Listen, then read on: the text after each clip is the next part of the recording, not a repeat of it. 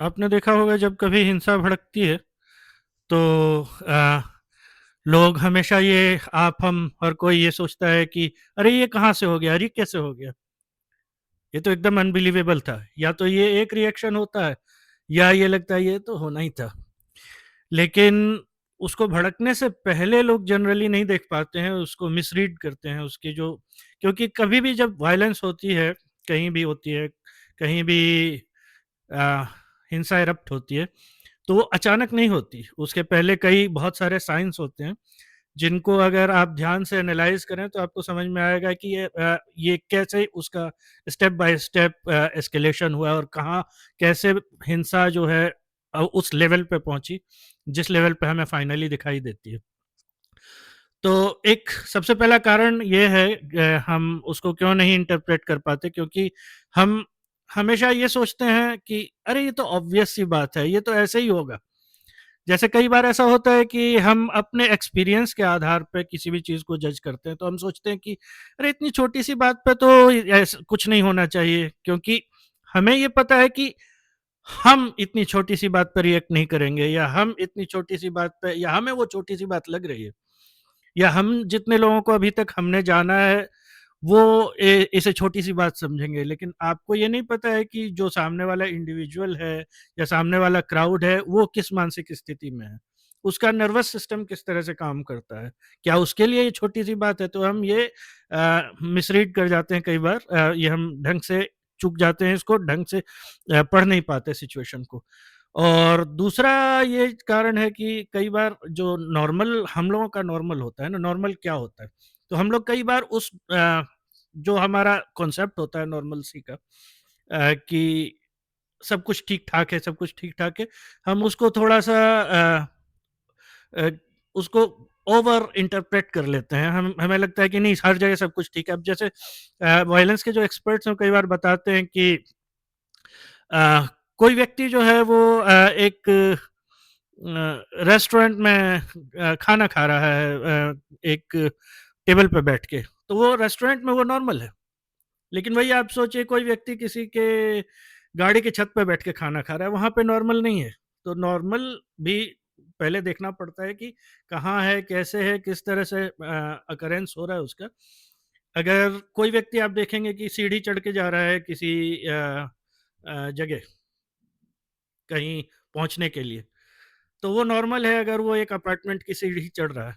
लेकिन वही व्यक्ति अगर दर्शकों में से उठ के स्टेज के प्रोग्राम में घुसने की कोशिश कर रहा है, तो वही सीढ़ी चढ़ना नॉर्मल नहीं है। कई बार ये डिफरेंस हम लोग चूक जाते हैं देखने में, हम ठीक से रीड नहीं कर पाते, मिसरीड कर जाते हैं। और तो वो इसको नॉर्मल सी बायस कहते हैं। हमें लगता है कि जो है ये सब कुछ नॉर्मल है, सब अच्छा, लेकिन हमको ये नहीं पता है कि उस जगह ये शायद नॉर्मल नहीं है। तीसरी चीज़ ये है कि हम उसको एट्रीब्यूट मोरल हम उसको मोरली देखने लगते हैं। ये सही है, वो गलत है, ये बट आपको उसके सिम्पटम्स को देखना होगा।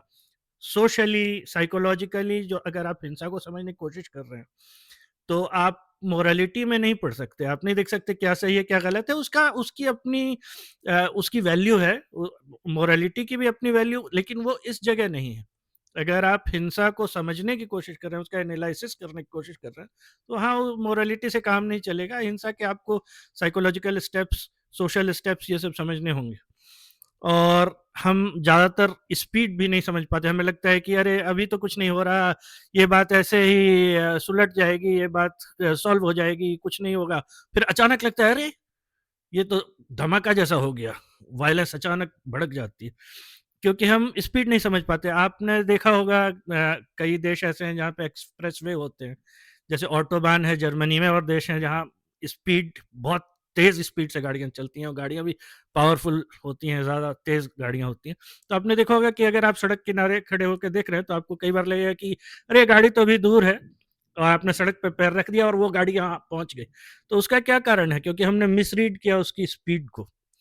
हमको उस तरह की तेज़ गाड़ियाँ देखने की आदत नहीं है, हमको जैसी गाड़ियाँ देखने की आदत है, जो स्पीड देखने की आदत है, उसके आधार पे हमने मिसजज किया और वो गाड़ी पहुँच गई वहाँ पे। तो ऐसा ही कुछ होता है वायलेंस के साथ। हमने आज तक जो देखा है हम उसके आधार पे उसको रीड करते हैं, और कई बार वो एक अलग मैकेनिज़्म उसमें चल रहा होता है, जो जिससे हम अवगत नहीं हैं, हम परिचित नहीं हैं अभी तक, और इसलिए हम उसको मिसरीड कर जाते हैं।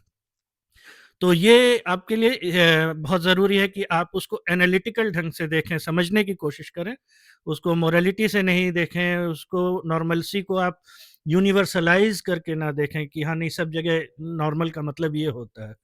अगर आप स्विम सूट पहन के ऑफ़िस में जाएँ तो नॉर्मल नहीं है, अगर आप सूट पहन के बीच पर जाएँ तो नॉर्मल नहीं है।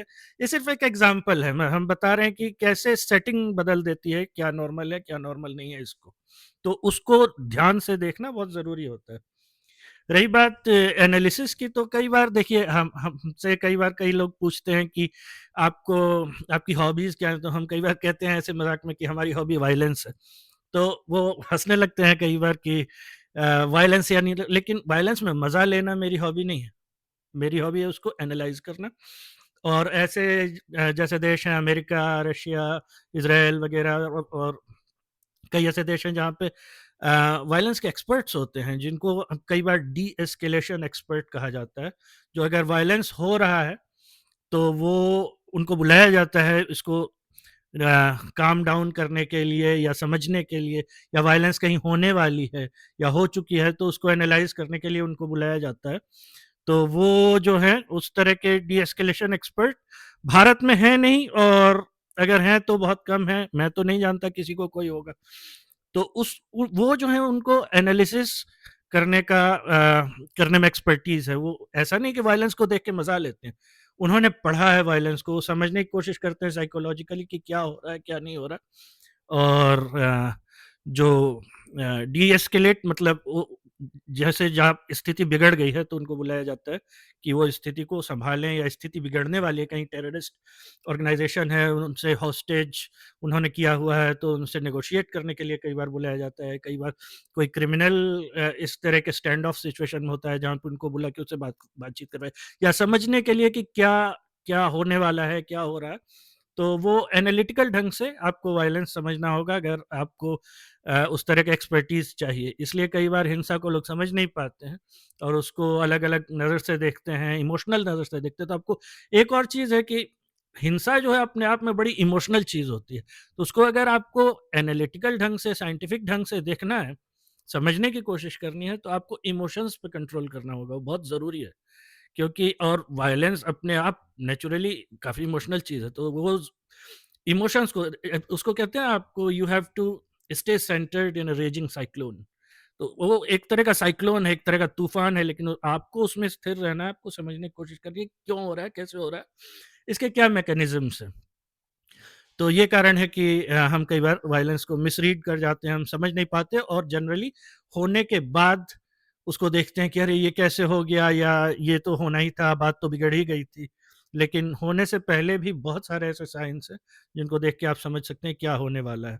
कई बार हम लोगों को कहते हैं, हम ये नहीं समझ पाते, कई बार कहते हैं कि अरे ये तो एग्रेसिव लोग ही हैं, अरे ये तो ऐसे ही लोग हैं। लेकिन हम ये नहीं देखते, हम उनकी तरफ से नहीं देखते कि उनको दबाया जा रहा है, उनके पीछे अब जाने का दे आर कॉर्नर्ड, तो उनके पीछे जाने का भी रास्ता नहीं है, उनको फिर भी दबाया जा रहा है।